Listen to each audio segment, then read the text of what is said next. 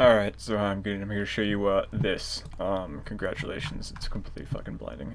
We add some color to it, you can actually see some details pop out. Of course, this is meaningless because you don't know what these details mean. Anyways, these green slots represent good things to take, but we don't know what that actually represents. So let's start with over here.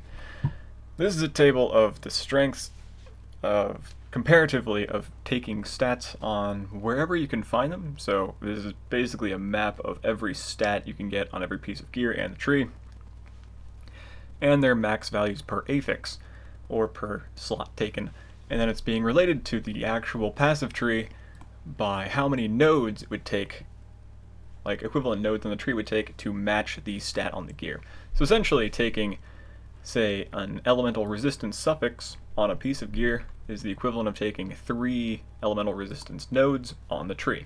So that's all this is. So essentially, if you maximize around these highest values possible, if your piece of gear is worth 40 nodes worth of equivalent strength versus another piece of gear that's worth like 20 nodes of equivalent strength, you can kind of see that one is probably going to end up being better than the other, even if it's kind of against your own interests a little bit.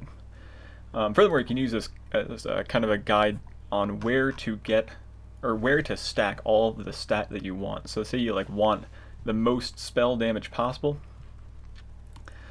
I mean, you're looking for the spell damage clusters, you're looking for the spell damage prefixes on jewels, you're looking for even strength on gear for iron will and stuff. Then of course you have the massive spell damage rolls on weapons. Yeah, so a lot of these things don't really translate that well, so some things don't have equivalents off the passive tree. So, for instance, the 3 types of defense: armor, evasion, and energy shield. Which energy shield is classed as a defense. It's pool value, but it is classed as a quote-unquote defense. These aren't really available on the tree. I mean, you can't really stack armor off the tree. You have to get it on gear. So this only really works for suffixes. And suffixes on gear are pretty interesting because they can be swapped around freely. I mean, it doesn't matter if you have a tri-resist ring or a dual resist ring with stat on it, because in the end, you only need so much of whatever you're looking for. So yeah, if you optimize around certain different types of things, instead of looking for tri-LE gear, you look for 1 LE resist and then 2 stats, or 2 LE resist and 1 stat. Or you might look for another suffix first, for instance on belts. Where is it, the belts at? Bing. Yeah, so belts. All of these Flask mods are actually Flask start is gained, used, and Flask effectoration.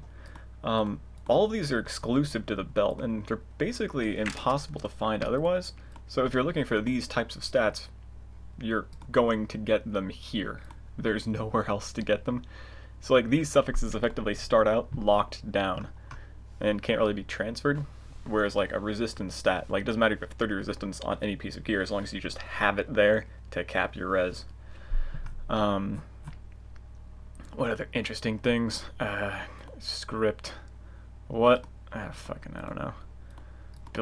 So builds require about 200 stats.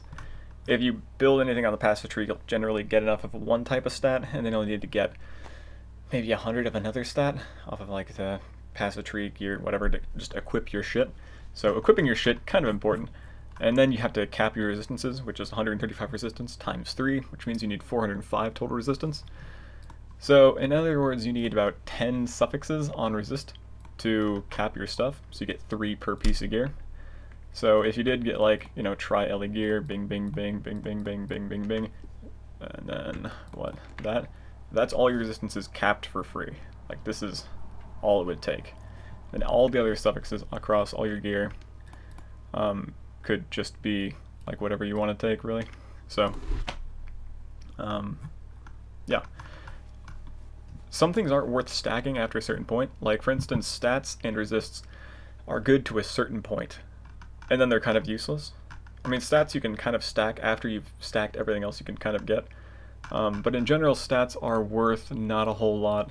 So, say 10 strength, or if you get a max strength roll on a piece of gear, that's 50 strength. 50 strength translates to 25 hit points, which is not very much.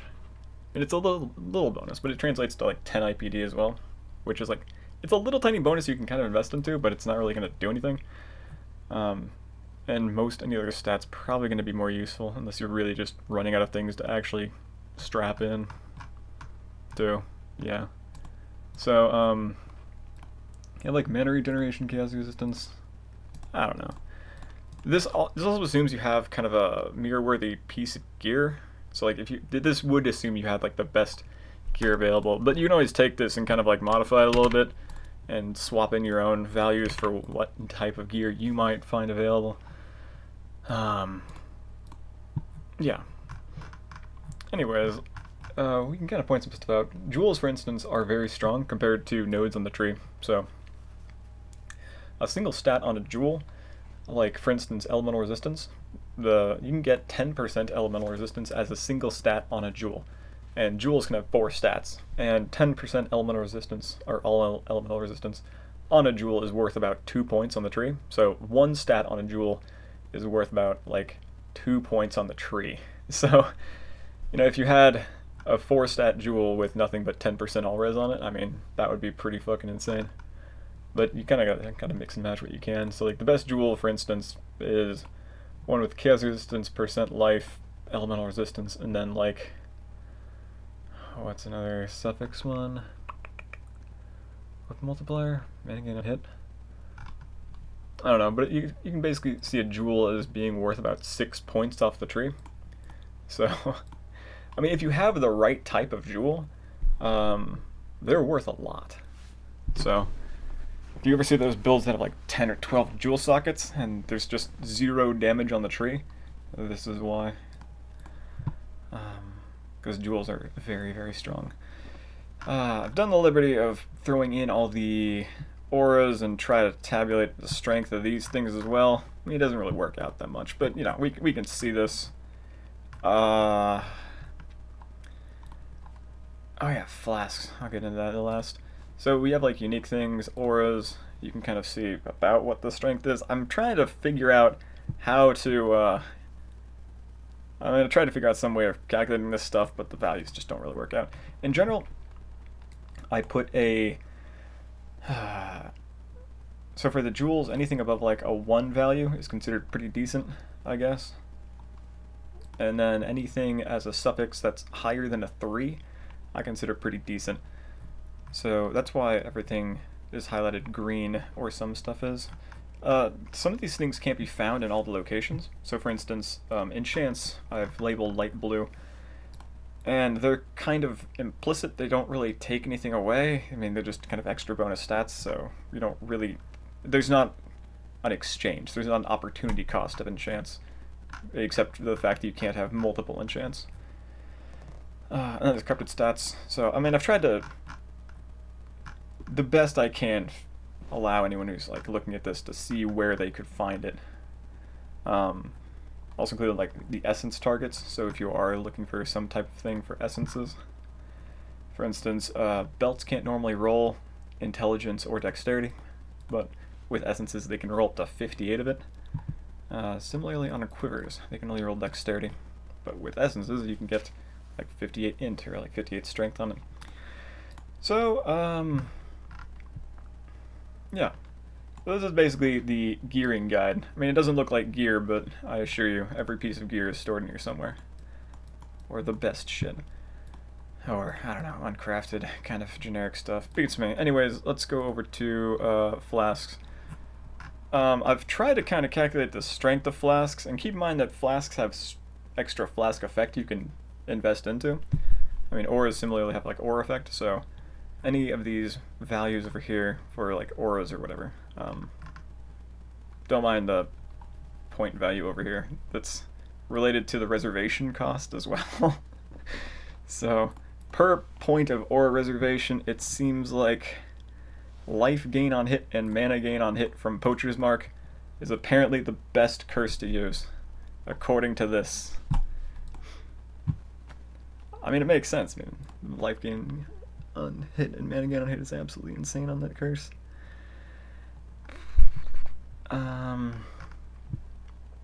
Oh yes, flasks. So flasks are really insane, and you can get flask effect. Like as a pathfinder, you get like 58% flask effect, which is kind of bullshit, but whatever. It's insane. Anyways, if you do this, you can see how strong some stats actually are. So as a suffix on a flask, 100% armor or 100% evasion roll, so of what? Of reflexes or of iron skin, gives a value about 6.67. So with 50% flask effect, that's like 10 nodes off the tree as just a suffix on a flask. So this is any flask, any single suffix on a flask is like 10 nodes of value off the tree. So, like as a pathfinder. So if you have 5 flasks, each of them having a suffix, that's like 50 nodes of strength off the tree. And then there's like more ridiculous shit, like for instance, if we go over here to block, the block flask, Grimmy's Concoction, gives 30 base block. So, you know, if you try to stack block in the tree, you'll find that it's about one point of investment is going to give you 1% chance to block. And that's kind of like optimally. I mean, it's really hard to stack block.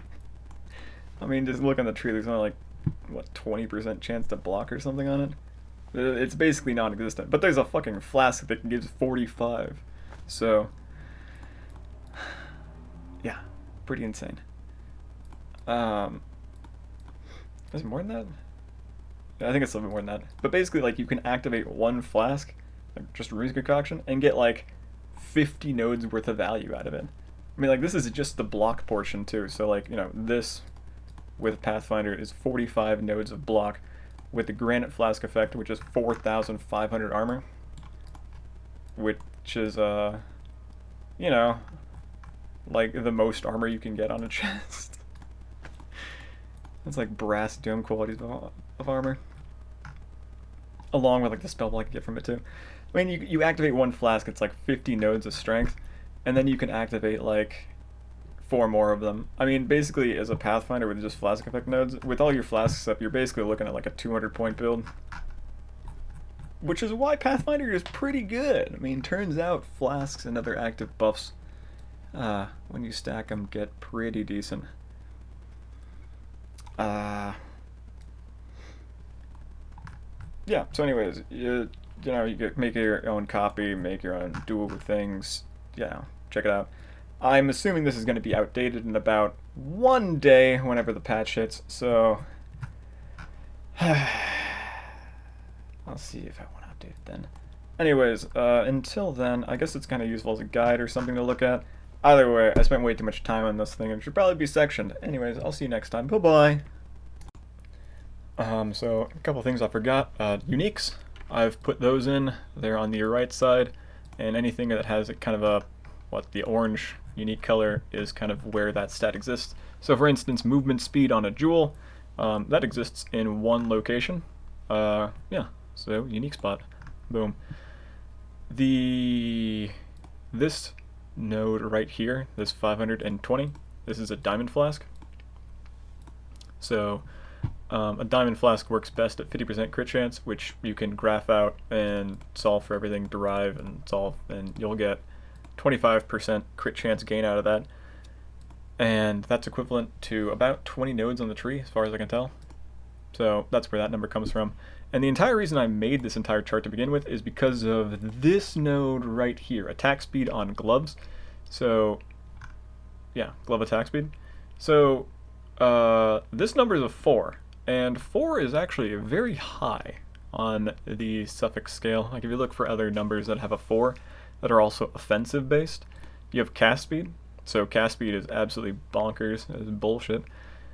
And that's really it. Spell crit, kind of, is up there, and weapon multiplier, so crit multiplier for weapons. But you can't get any of these stats on gloves, so the best damage stat you can get on a pair of gloves is attack speed. And this is why you always get gloves with attack speed. And to show you that was the case, I had to fill out another 1,000 or 2,000 nodes. I have a lot of free time. I'll see you next time.